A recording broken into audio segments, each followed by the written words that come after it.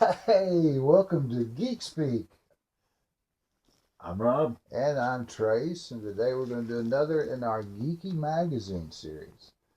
So today's magazine is Fangoria Magazine. Have you ever bought a Fangoria magazine, Ron? No, I haven't. Never was into horror, and I always thought it was just pronounced Fangora. Maybe it is Fangora. Fangora, Fangoria. Somebody let us know in the comments. But I actually have bought a Fangoria magazine before. Here's one here. I actually bought it obviously because of Troopers. Troopers, because I'm a big Starship Troopers fan. And as we continue our magazine series, Fangoria is an American horror fan magazine. It was actually published all the way back in 1979. It come out quarterly. The magazine actually came out when horror fandom was just getting started, and it wasn't as popular as it is today. Horror has really gotten popular. I think that your horror cons have actually started to grow more than your comic cons. They're picking up speed, and I think proof of that is this magazine. So like our stepson Cody and his family, they're huge horror fans. But it rose to prominence by having exclusive interviews with horror filmmakers and offer behind the scene photos and stories. They're otherwise unavailable to fans because there was no internet back in 1979.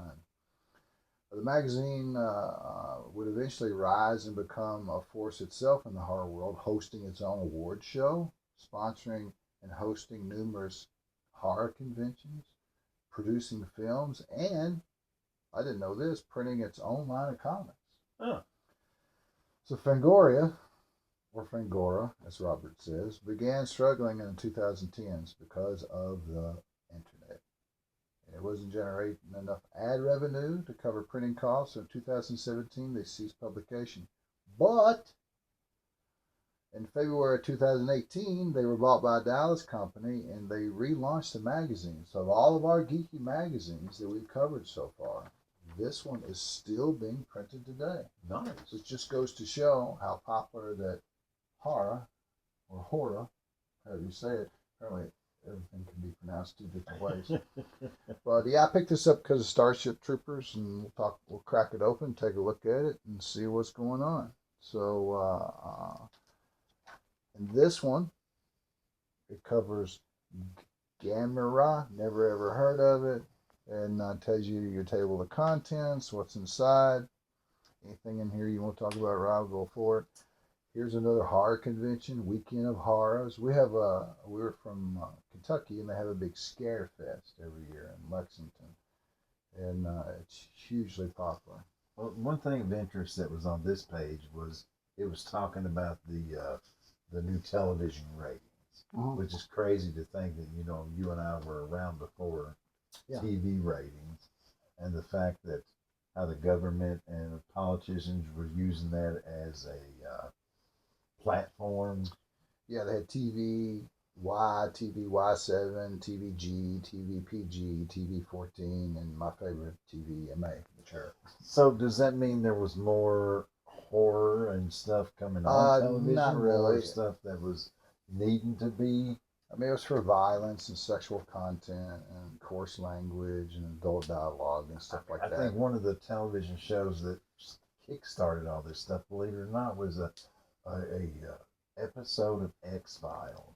Oh, really? Seriously? Yeah. Is what started the whole rating series? Well, it didn't start the whole thing, but kind of fueled it. There was an episode, I don't know what was going on in it. I never watched it, but I just recall them saying the X-Files was a big to-do about the ratings. Of course, there's a lot of the horror that I'm drawn to is like horror slash something else, like horror sci-fi, like in the case of like say Predator movies or Alien movies. You have horror slash superheroes. Of course, that was Spawn. Do you remember that Spawn movie they come out with years ago? That's the clown from the Spawn movie. And so you've always been real artistic, artsy fartsy. And I think if you hadn't been born in Kentucky and you had been born someplace like New York City, California, I think makeup, I think you would have been fantastic at that. Definitely. I would have loved and prosthetics, animatronics, and stuff like that. I think in another life you would have done there. So they're talking about the Michael Crichton book Sphere and how it was turned into a movie, and most of all of Stephen King's movies, books have been turned into movies. My favorite's probably Silver Bullet because I'm a werewolf fan. And let's see, they talk about Michael Myers, That was which is getting confused. Mike Myers was always getting confused with the killer yeah, it was from such Halloween a movies. silly little article. I read through it and I was like, really? This is what we're talking about? Did How you know we the share a name? horror mask, the origin of the horror mask from Halloween? Yeah, it was a Captain Kirk's mask turned inside outwards Yeah, or something yeah, like that, or yeah, painted yeah, white. yeah. They were trying to save money, so they just took a William Shatner mask, turned it inside out, and painted it white. That's pretty bizarre. But I do like art, and I do like horror art. I like all kinds of art. But anyway, it talks about some videos coming out, and it has some advertisement where you can buy your I very thought it own. was funny. This actress here, I looked at the movie poster to that to see what it looked like. Dinosaur Valley Girls. Yeah. I was like, only in the 90s. Yeah. And the only thing that I could ever recall her ever doing was she had like a small part in it was a movie called Boy Scouts. Yeah. Yeah. But yeah, other than that, I don't recall her in anything else. But Valley Girl, what was it called? Dinosaur Valley Girls. A movie like that, the title lets you know everything you can expect. And see, that's the thing. When I was in the 90s, you had two things. You had horror movies that was kind of campy. That was supposed to be campy. It was supposed to be campy. But if it didn't have a boob in it, Oh, you can guarantee there's more than one boob in Yeah. Dinosaur Valley Girls. The whole Scream thing, they just got to come out with another Scream movie. That thing's been going on forever. What was the last one? Was it 8?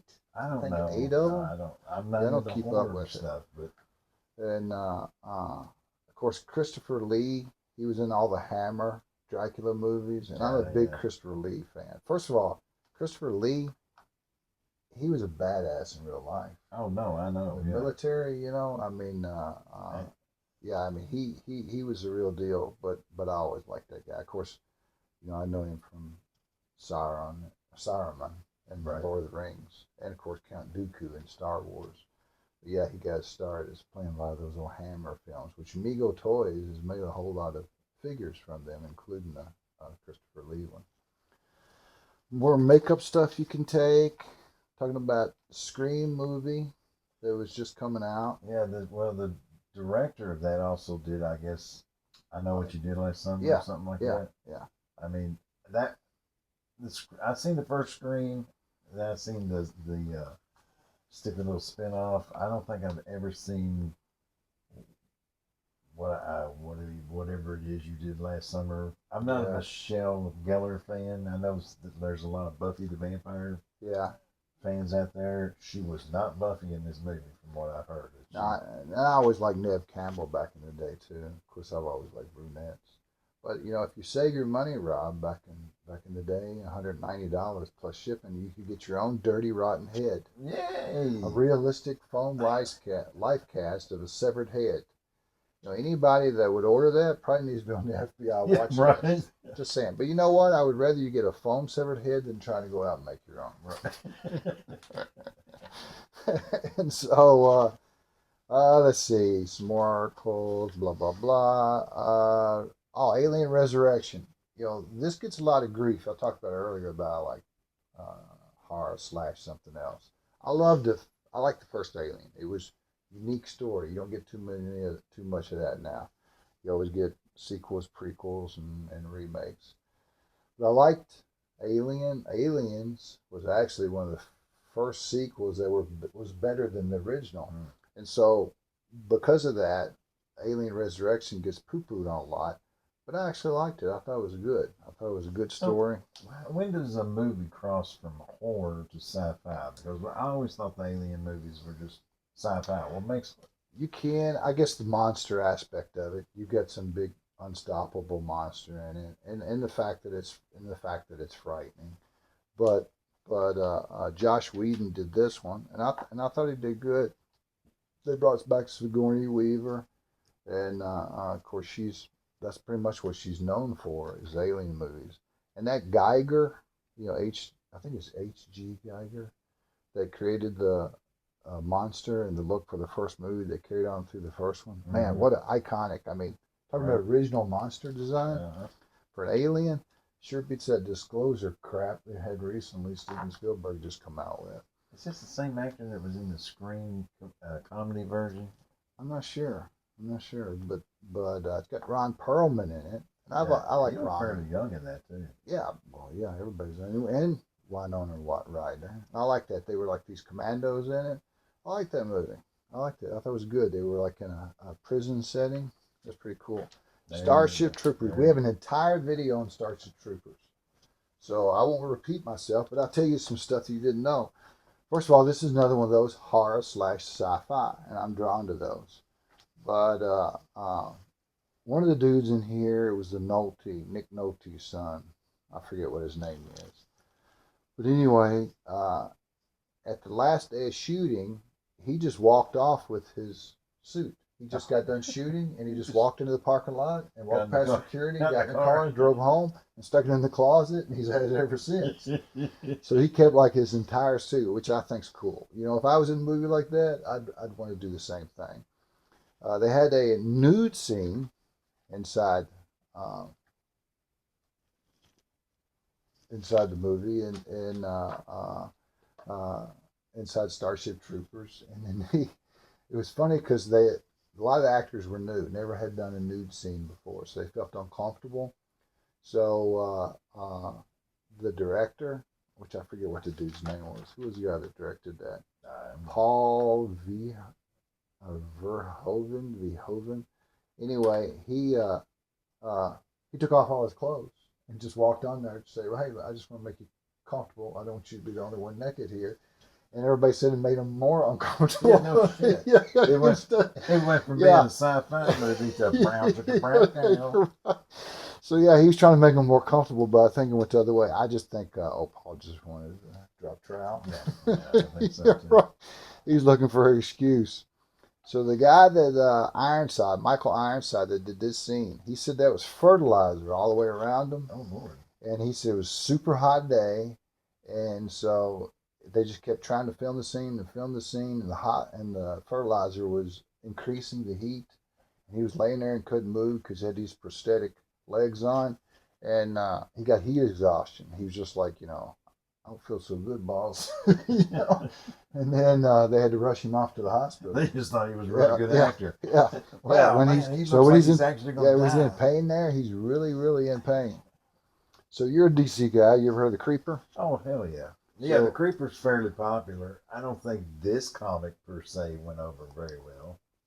Is he horror based, I guess, since he's being advertised in this magazine? I think they tried to make him horror based. They tried to make him a little creepier. Are there any horror based heroes? I mean, I know Spawn. I mean, I guess you would, if you want to say something like Blade, maybe? I guess that's true, yeah. Well, back in the day, you would go to Blockbuster. Man, what a great day. So you go on Blockbuster Friday night after work. You peruse all the little clamshell boxes trying to find a movie. And there was a lot of direct-to-video movies back in the day. Stuff like Bloodletting and Hideous, and Sandman, and Reptile, and The Plague of Zombies. And so you pick this stuff up, and they make these movies for $12.56. Yeah, right. In the backyard of the mother's house. Yeah, so you didn't expect much. But every once in a while, you would be really surprised by a low-budget movie. So what we got here, I got to turn this around. Phantasms. Yeah, I remember that. That was another series that they made. They made like 2 or 3 of those. But the thing about Fangoria magazine is you would see a lot of gore in it. Okay. Ask our viewers, does that not look like a deceased Ron Swanson from Parks and Recreation? Yeah, it does. Yeah, maybe that's where they got the idea. So more makeup artists. Everybody wants you to send in your money and go to school. There's where we were talking about gore, the wish list. And that's the thing. Your horror movies are divided in lots of subcategories. And some of them are like super gory, like the Terrifier movies, which I haven't watched, but our son Cody has, and he talks about how That's the one with Art the Clown? Yeah, they're gore for gore's sake. Have you seen any of them? No, my youngest daughter's into them. Brenda? Yeah. So I mean, So I mean that's cool if that's what you want. But you know, to me, that doesn't gore doesn't scare me. I Gore think doesn't what's scare me. unique about, and I haven't seen none of the movies, but I mean, to have a character that doesn't speak Yeah, and that's. still be able to freaking creep you Well, I out, tell you what, you see enough people cosplaying as it. right? And Hellblazer. Now that would be a horror comic, right? Yeah, Yeah, that's DC. it could fall under horror. And you're a big John Constantine fan. Right. In fact, we have a episode on John Constantine. Do you call it Hellblazer or do you call it John Constantine? Two old geeks talk about Probably John Constantine. John Constantine. Or Constantine, I think is what we called it. But yeah. Let's see. Werewolf in Paris. So there was one of the most popular werewolf movies. Whoops, we're having an earthquake. One of the most popular. Most time Robert does it. I did it. I'm getting spastic in my old age. But one of the greatest werewolf movies of all time was A Werewolf in London. Right, And of that course, was a good movie. so they have to play off that. So they come up with Werewolf in Paris. Not related to the first movie at all, and not any good at all. I've seen pretty much every werewolf movie you can do. I've seen Werewolf in London. I haven't seen Werewolf in Paris. Yeah, it's not. I mean, if you want to watch it, that's fine. But it's not, in my opinion. Yeah, it's like I said, they tried to play off the first one by the name, but yeah, it wasn't very good. And so you get life-size horror sculptures. You can get The Visitor. You can get this dude called Roadkill. Uncle Charlie. I mean, these prices are pretty high from back in the day. Right. What would you do? What would you do with Tom Seven's victim? I guess you could. You know, if you was going on vacation, you want somebody breaking in your house or stealing packages off your front door, you could just leave that laying on the front stoop. Maybe that might work. With the Amazon person, though. Yeah. Hey man, we got a prosthetics. A review of a movie nobody's ever heard of. Love God. Now this is pretty cool. Now this looks like something you would like. Okay, but does he look dead though? That's not a bad sculpt. That's a bad paint job. Right. So the armor, great. The helmet looks great. Looks like Darth Vader. Looks like Sebastian Shaw. But whoever did that paint job, and typically your paint job in your advertisement is better than the paint job that you get when you get the product. Right. That looks like crap. Yeah. You know, and it's $1,500. And you know, that's back in the day. So for something you're going to have to repaint. Somebody bought that. And somebody regretted it. Somebody. Life size, E.T. And you get your Rancor from Star Wars, your Frankenstein. And there's some of that Geiger art I talked about earlier, you know, that they based Alien on. Devil's Advocate is a fantastic movie. Fantastic movie. I mean, it's so good. And then Al Pacino, he did one of the best portrayals of Satan ever. The only thing that would come close is there was a movie called Constantine with Keanu Reeves. Right.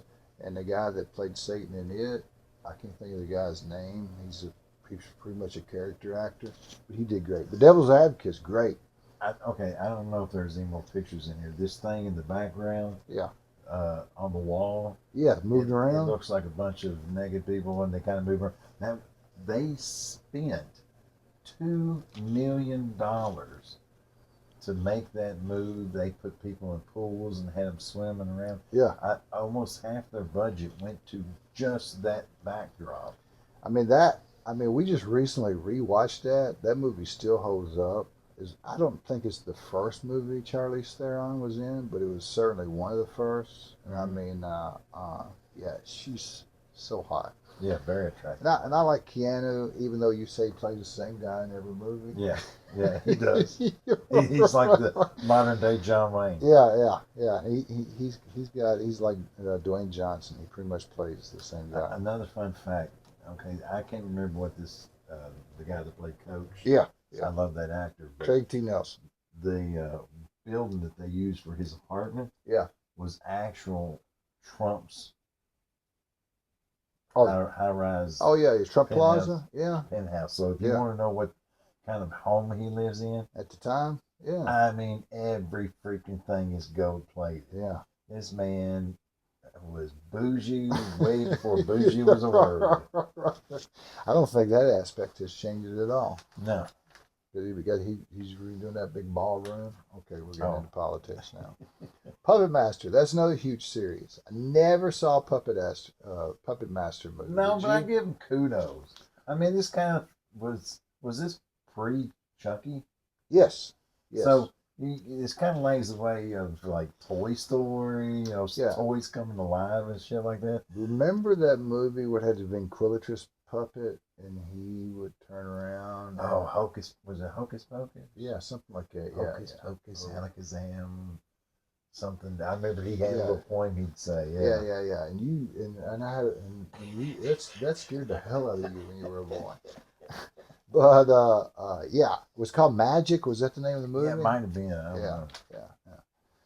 Let's see, House of Frankenstein. See, all those Universal monsters, people do different takes on them, and so you'll always have a Frankenstein movie. It may not be a Universal movie. You'll always have a Dracula. You'll always have a werewolf or a wolf man, and you'll always have some creature from the Black Lagoon. You know, those things periodically come over all the time. Always have a mummy movie.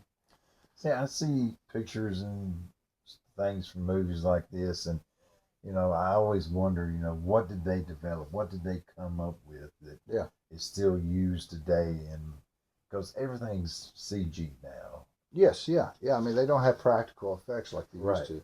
And how your monster looked in a monster movie makes all the difference in the world. A lot of movies would hide their monster, obscure them to the very, very end, and then you get like the big reveal at the end. Spawn, still going today. They just got through having San Diego Comic-Con there in California, and McFarlane was showing off a bunch of new Spawn toys he was coming. And so that would be one that people would consider like a horror / superhero type thing. I never was into Spawn. I wasn't either. I mean, you gotta give it to McFarlane. He has milked that cow until it's. Well, he never let go of it, and I don't think it's ever been. I don't think it's been that profitable. I think it's like a vanity project. I think he might break even with it and stuff, but they're still coming out with Spawn action figures, still coming out with Spawn toys. I just don't know who's clamoring for that. Right. Oh, let's see. Some other creature thing. Blah, blah, blah. Looks boring. I don't care about that. There's an advertisement to become a special effects artist. Yeah, that makes like the third or fourth one. Get your back issues here. Some of them cover specific movies like The Phantom or The Crow or The Island of Dr. Moreau. Let's see. More merch.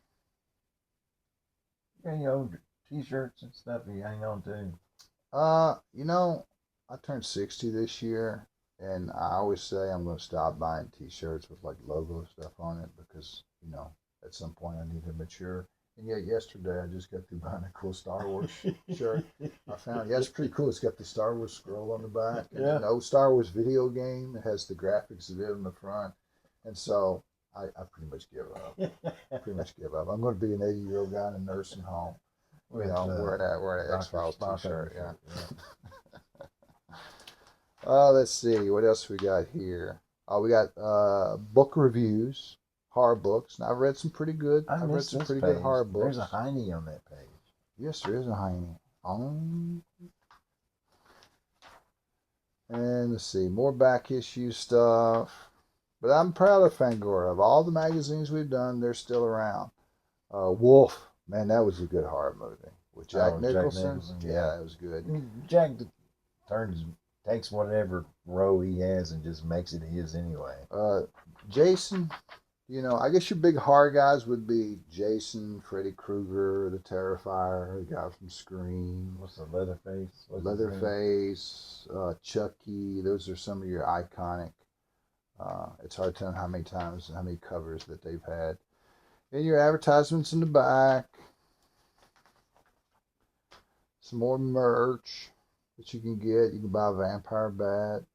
Get your pendants and stuff like that. I've always, every time I see one of these old magazines, I get a wild hair on my butt to want to call those phone numbers that's in there. Yeah. To see who's going to answer.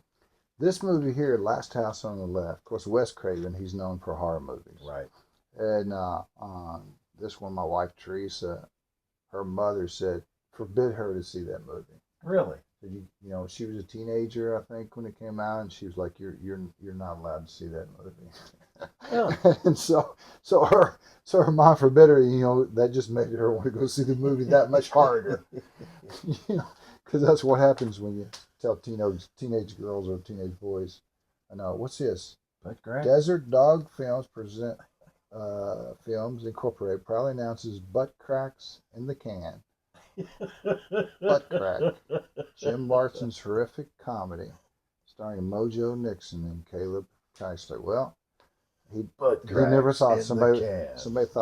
thought he paid big money to have the back of that on a Fangoria magazine. That's right. And it didn't go nowhere. You'll but somebody's talking about it in wipe this 2026. from your memory. So there you go, Jim Larson. So that's your Fangoria magazine, another in our magazine series. We'll do another one in a month or two. Hope you enjoyed it. Please hit that like and subscribe button. And stay geeky, my friends. Are you done? I'm done. All right, I think we're done. All right. We're done. Later. We are done.